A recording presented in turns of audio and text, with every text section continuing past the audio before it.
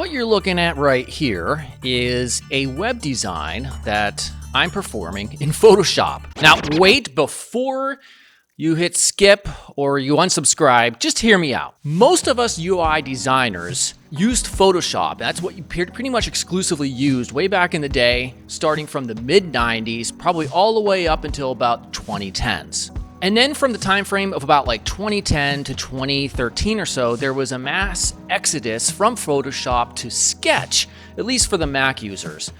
And that's because flat design became a thing. And this worked perfectly because Sketch was based on vector, whereas Photoshop was based on raster graphics. For instance, if I wanted to modify this collection of photographs within Figma, and do it like this with Photoshop's Liquify tool, that you completely could not do anything similar to that within Figma.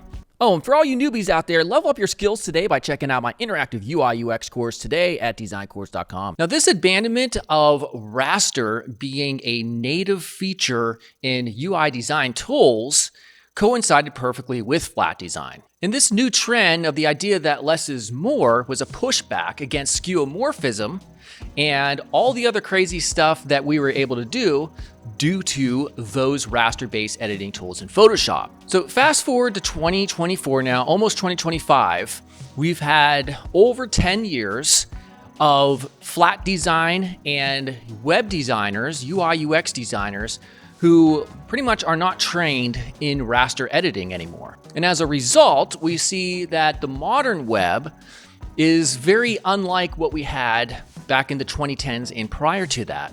And this sounds like a win because simple is better in UI UX design, correct? Well, not always. It depends on the actual project. You know, if it's a portfolio or it's a creative landing page of some sort, you really want to have maximum freedom and have the ability to have maximum freedom to do whatever you imagine.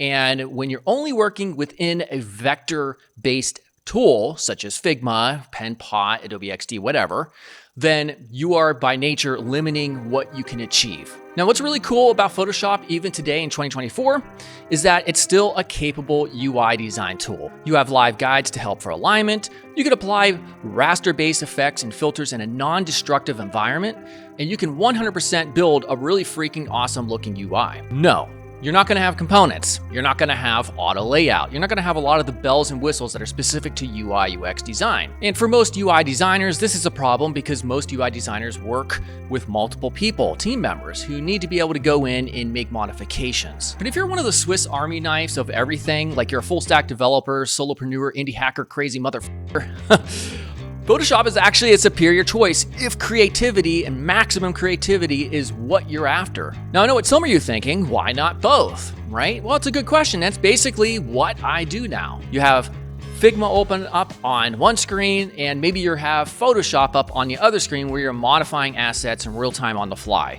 But I'll be honest, it's not the most ideal workflow, and it results in me just utilizing less raster-based graphics and effects just because it's kind of a pain in the butt. So what I would love to see from Figma and other similar design tools is a way, and I'm not sure, I don't have the answers, but a way for us to more easily integrate really cool raster-based effects if we wish. And in the meantime, it still would be cool for a lot of you UI designers who have zero clue about Photoshop and the really cool things it can do, just take a little time to perhaps invest in learning some of these different tool sets, because you can create a lot of really cool assets that can be very beneficial to your UIs. Am I wrong?